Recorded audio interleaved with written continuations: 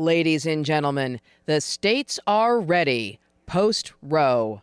Please welcome President of the National Right for Life, Carol Tobias. From American Family Radio, Sandy Rios. And your host, from Real America's Voice, Amanda Head.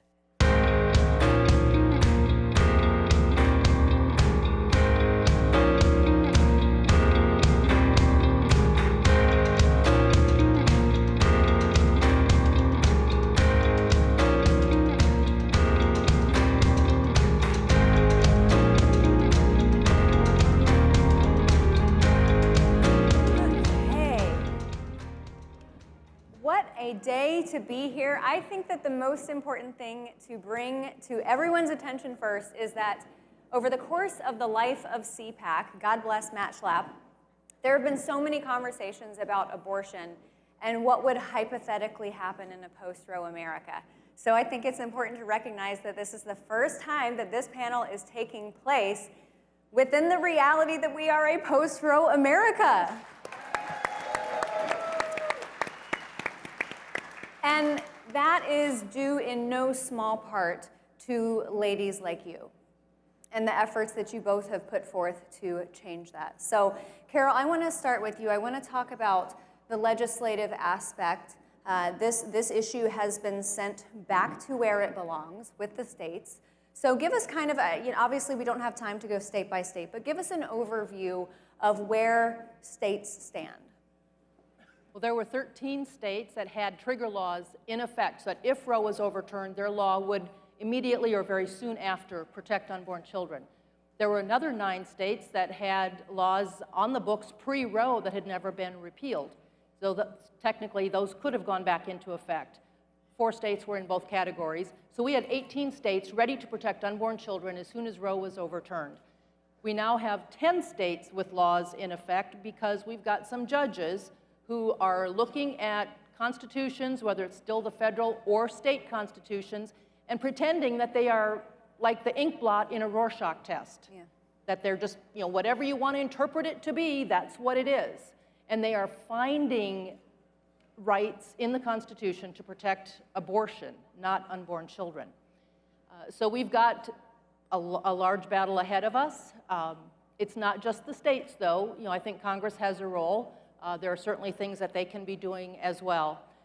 And I want to encourage everybody, we've got to win the vote in November. If leaders like Chuck Schumer and Nancy Pelosi are in charge next year and they've got the votes, we know that they will pass the Women's Health Protection Act so that abortion is legal through the entire country for all 9 months of pregnancy, and tax dollars will be paying for it.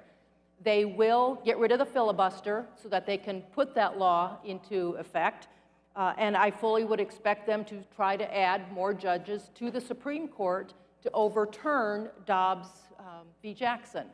So we've got to make sure that we are electing good candidates. And I want to say, if your favorite candidate did not win the primary this year, vote for the candidate who did. Because if Chuck Schumer has another vote, we are in serious trouble next year. Yeah. But I also want to caution every single one of you, this is a 50-state battle. We've got some states that are already protecting unborn children. Many states are ready to do it, just waiting for their legislature to come back into session.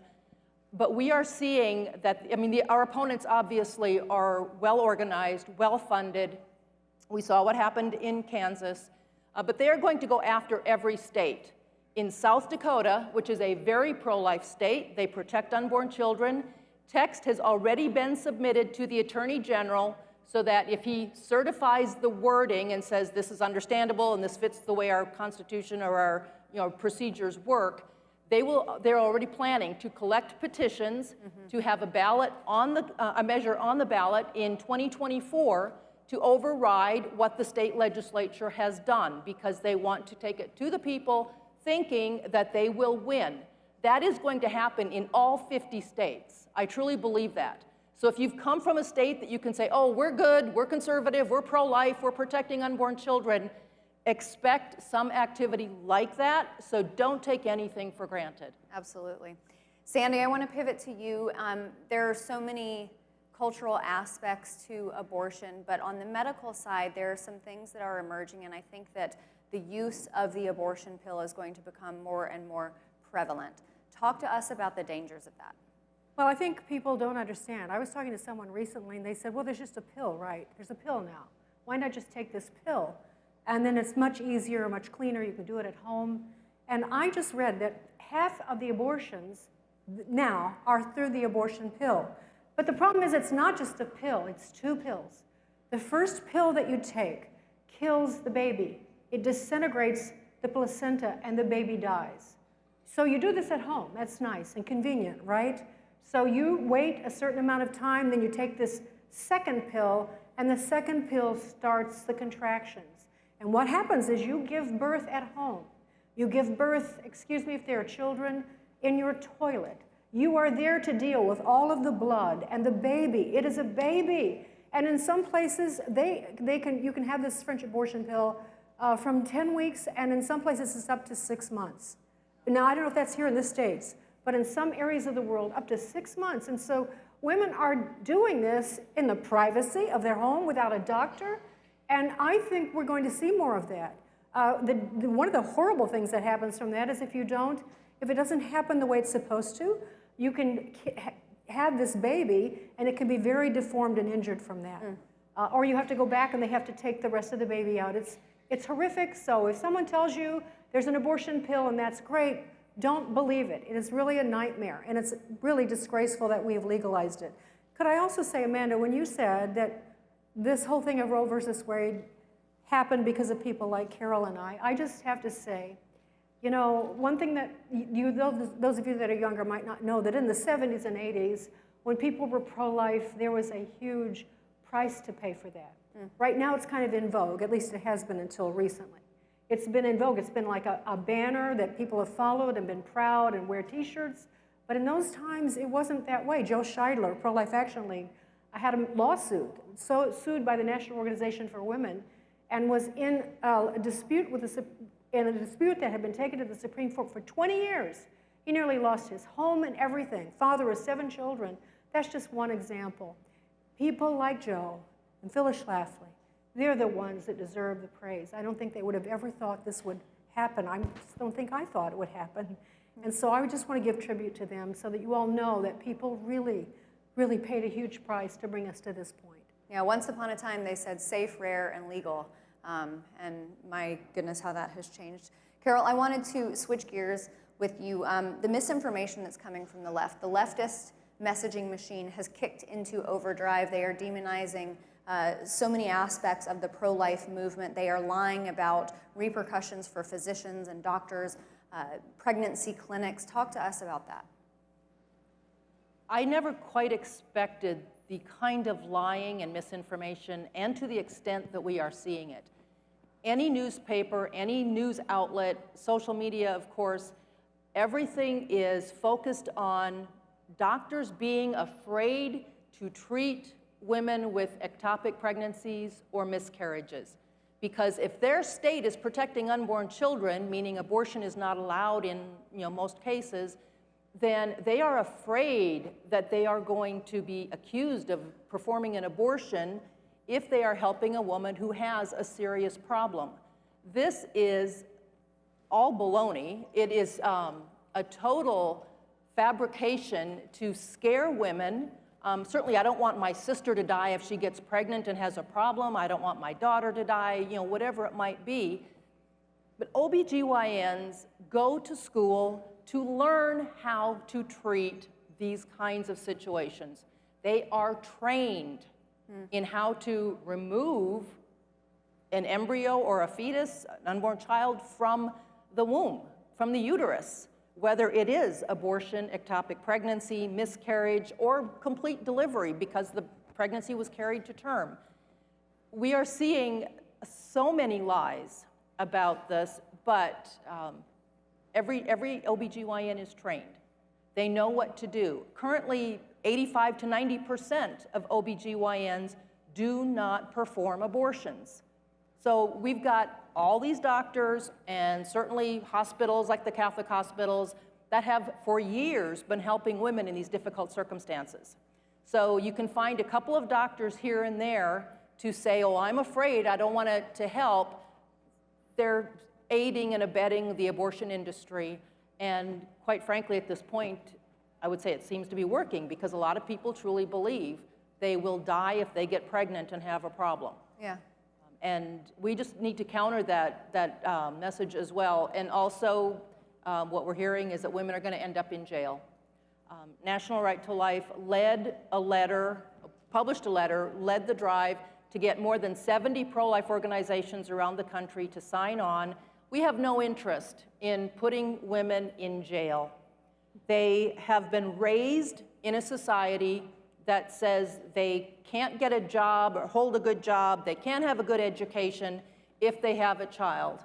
We know that women are victimized because they are pushed into the abortion, either from their partner, maybe it's their parents, but we also know that even if they think abortion is fine, they have been told that they can't have kids if they want to succeed. So we've got a whole mentality, I think, of women who have, to some extent, been victimized by our culture and by our arguments. So we're just saying we want to save babies. Yeah. You know, we want to go after the doctors who are killing babies, but we're not interested in putting women in jail. And yet, again, that is out there. Women are going to be penalized. They're going to end up in jail. So we have a lot of countering to do to the lies that are out there. Yeah, the stigma has to change, and we as conservatives, I think, have got to get better at messaging. Sandy, I wanted to ask you, organizations like Crisis Pregnancy Center that literally only exist to help women. They provide them with the supplies they need, diapers, emotional support. They literally only help, and yet they are being attacked. These are very dark times. There's an evil creeping across the country and the globe. I don't think anyone would deny that. And I think one thing that occurred to me, and I alluded to it a few minutes ago, we have kind of worn being pro-life as a badge. It's been safe. Churches have taken on crisis pregnancy centers. We've had T-shirts and marches and all of that. It's been kind of in a way, in its dark side, it's kind of like virtue signaling. While I'm pro-life, politicians, I'm pro-life. That's what gets them elected. We're entering a new place where I think we're going to separate, the wheat from the chaff, because it's one thing to say it. It's quite another thing to to be bombed out or attacked or unsafe in a pregnancy center, or to be a pastor who preaches about it on Sundays, especially in the states where abortion is legal. It's going to become very unsafe to be pro-life. And so it's going to take a ton of courage for all of us in everything, but particularly in pro-life right now, because the left has chosen this. This is like we all know, it's their holy grail. It's like a sacrament to them. I'll never understand it, but it's like child sacrifices. It seems to be very important to them. And so it's like what drives them is so wicked, we can't comprehend it. So we're going to have to just make our foreheads, as the Bible says, harder than their foreheads, and not let them. We've got to speak the truth, because for one thing you just mentioned, we do this for women, for heaven's sake. The information is in about how horrible abortions are for women later in life, and for men, fathers, who've allowed their children to be aborted or encouraged it in their girlfriends. This is a bad thing for everyone. It's an attack against life, and it's redeeming to have those babies. Let someone else take care of them. But it's a redemption, even in the case of rape. So this is why we do this, and we're going to have to steel our resolve if we're going to win this battle. Absolutely. Carol, for elected leaders who are pro-life, who are fighting the other side, whether it's a state elected official or someone who works on Capitol Hill, what is the best way for everyday Americans, for American voters who are pro-life, to support those elected leaders and let them know they're on the right path, we support you, we're going to vote for you again, please just protect life? I'm sure a candidate would say send a check. Right. But they do need our encouragement and our support. This is a difficult time. I mean, we are in uncharted waters. There may be a few elected officials who were here before Roe v. Wade, but not many. We've got a lot of candidates who are pro-life, but they also want to get reelected or elected. They need to know that the pro-life people are standing with them, working with them, promoting them, and supporting them financially if you can. They need to hear from us. Letters, phone calls, tell them, I'm pro-life, I love that you are, and I'm with you, I'm supporting you. Thank you for being a voice for the voiceless. Just keep that encouragement coming, because you know they are hearing from our opponents. Yeah, absolutely. Amanda, could I add something to that? Sure. There's a flip side to that, because some politicians use that as a way to get elected. And when it comes time to actually do something on the life issue, they run and hide or they do nothing. And so they need to be held to Vote them account. out. So if you've got a primary where all the candidates say they're pro-life, look to see that they've actually got skin in the game, they've actually done something, and if they haven't, they don't deserve your support. Sandy, I wanted to finish with you on the cultural side. You see Democrats and liberals using talking points about other countries that are so much more for women's rights, and then when it comes down to the nuts and bolts of it, these are countries that actually ban abortion even earlier than we do here in our 50 states. What does it say about a country? Let's say that Roe v. Wade was not overturned. What does it say about a country like ours culturally that we have allowed this to endure for so long? It's a great shame that we would allow our children to be slaughtered in such mass and allow our women to become so hard-hearted and allow our children to look at us with blank stares because they've forgotten, they don't even know why life is precious. I don't know how we got here, other than the fact that we allowed too much along the way. We tolerated too much. Yeah. And we have to stop that. We've got to say, this is the line. Life is sacred, and we have to reestablish that, and we can do that. We can do that. We've got to do it to our children. Carol does that all the time with National Right to Life. We just have to say it over and over again until people listen. We've got to turn the ship around, and I believe it can be done, and it must be. Well, I think for so long there have been so many pro-life Americans. They are emboldened now, like I said, to your credit, the work that you ladies have both done. So we appreciate you. It's a new day in America. It's post-Roe America. Yes, it's incredible. Post-Roe. Thank you, Lord. All righty. All right, ladies. Are we done?